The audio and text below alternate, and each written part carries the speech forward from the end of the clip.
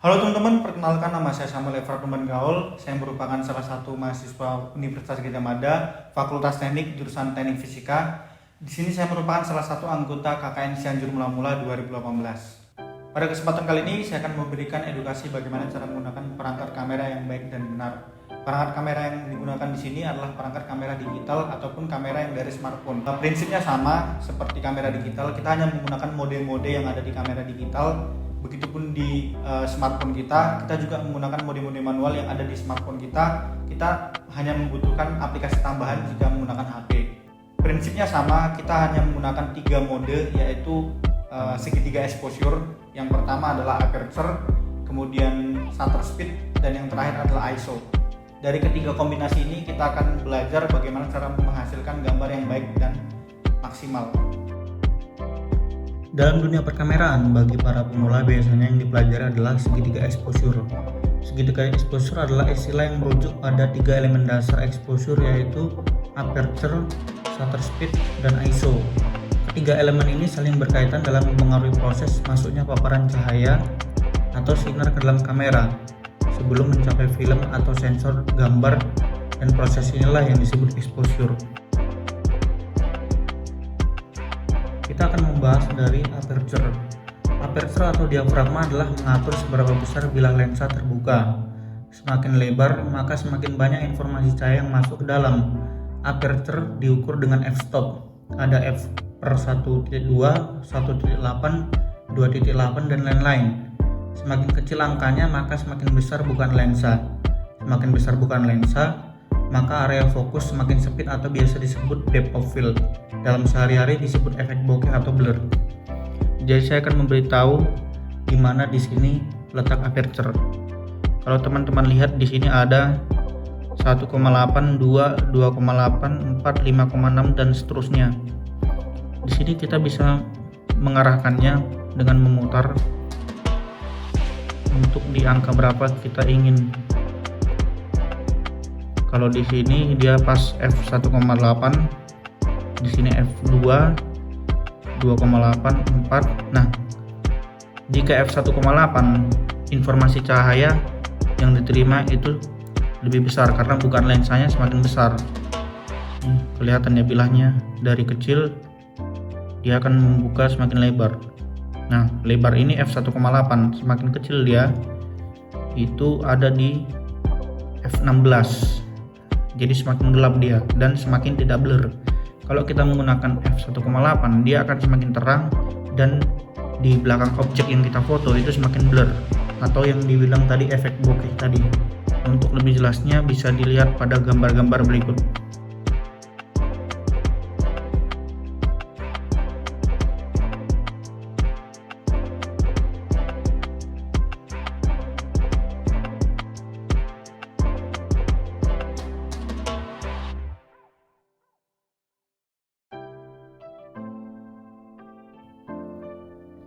Yang kedua adalah shutter speed.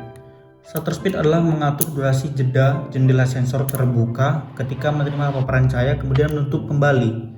Semakin lama shutter speed terbuka, maka semakin banyak intensitas cahaya masuk ke dalam film atau sensor, sehingga akan menghasilkan foto yang lebih terang. Shutter speed sendiri diukur dengan satuan detik atau second atau S yang dinyatakan dalam 1/250s, 1/125s, 1/60s sampai setengah S. Nah, ini juga tergantung settingan ISO teman-teman ya. Ketika ISO dirubah semakin tinggi atau semakin rendah, dia akan merubah jangkauan shutter speednya. Ini kan sampai 1/30 ya. Dia bisa diubah menjadi 1/2 detik, tergantung settingan ISO yang kita pakai. Kemudian shutter 1/250 detik menunjukkan shutter semakin cepat. Jendela sensor membuka lalu menutup kembali. Ini nih 1/250. Dia akan secepat 1/250 detik. Sedangkan shutter 1/2s atau setengah detik. Semakin lama jendela shutter menerima paparan cahaya. Ketika Anda mengambil foto air terjun dengan nilai shutter speed tinggi, misal 1/125 detik pada aperture f2.8, maka air terjun yang Anda foto akan terlihat seolah beku. Untuk gambarnya bisa diperhatikan seperti gambar berikut.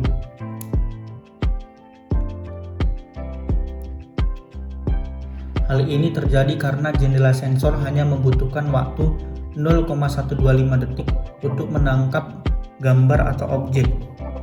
Jadi air yang terjun tadi hanya butuh waktu 0,125 detik dia menangkap gambarnya, sehingga seolah-olah beku. Sedangkan long exposure adalah dampak dari shutter speed rendah. Efek yang timbul adalah gambar foto blur atau bayangan akibat kamera menangkap foto membutuhkan waktu beberapa detik. Misal kita ambil, ini kan 1/30 ya mentoknya ya. Kalau kita bisa mengambil setengah detik untuk gambar air terjun, maka kamera tersebut mengambil gambar tersebut selama setengah detik. Nah, air itu kan terjunnya cepat ya, air terjun itu. Maka dia saat menangkap sejumlah setengah detik, semua informasi gambar itu tertangkap, maka yang dihasilkan adalah blur di gambarnya. Untuk lebih jelasnya dapat diperhatikan pada gambar berikut.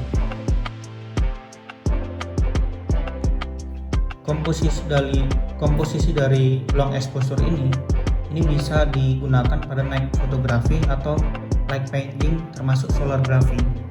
Jadi ketika teman-teman keluar malam dan menemukan langit yang penuh dengan bintang, maka untuk memfotonya supaya lebih jelas dan terang itu gunakanlah long exposure.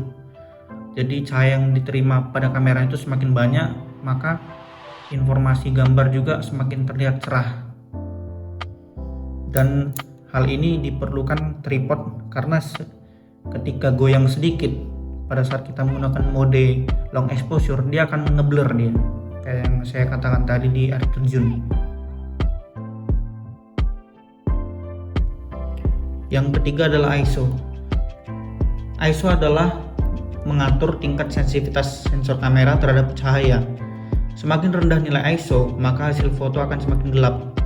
Sebaliknya, nilai ISO semakin tinggi, maka semakin terang foto yang dihasilkan. Jadi ini ISO rendah 200 ya. Ketika dinaikkan, maka dia akan semakin terang. Nah, kita juga harus sesuaikan ISO ini tergantung kondisi di tempat kita mengambil gambar atau mengambil video. Ini juga harus disesuaikan karena jika terlalu terang, dia akan timbul noise atau titik-titik kecil yang membuat video tersebut jadi kurang maksimal. Maka harus disesuaikan dengan ISO yang tepat untuk mengurangi noise-nya. Tetapi cahaya yang dihasilkan juga tetap tidak terlalu gelap. Untuk penggunaan mode manual dalam kamera, saya di sini menggunakan salah satu aplikasi yang bernama Yamera. Saya menggunakan iOS di sini. Jadi ini udah masuk dalam aplikasinya. Di sini kita bisa mengatur seperti yang di kamera tadi, segitiga exposure yaitu shutter speed, ISO dan aperture. Di sini ada shutter ya nih. Kalau dilihat, kalau semisal kita turunkan ISO-nya, dia akan tambah gelap. Dan dinaikkan akan tambah terang. Demikian juga shutter speed-nya. Kita turunkan, dia akan semakin lama menangkap cahaya. Kemudian semakin cepat menangkap cahaya. Kemudian untuk aperture di sini ada sedikit perbedaan dari yang kamera. Kita bisa menggunakan aperture di sini di mode fokus. Ya, nanti dia di sini ada 0,7, 0,4, dan ini mengatur titik fokusnya ya, atau bisa dikatakan aperture.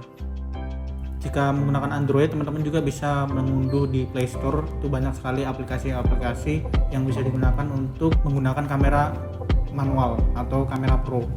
Bahkan di beberapa HP itu ada yang menyediakan mode manualnya. Sekian video dari saya, semoga video yang saya buat bisa memberikan manfaat dan dampak yang baik buat Cianjur Mula-Mula. Saya Samuel Efrat Lumban Gaul, terima kasih dan sampai jumpa.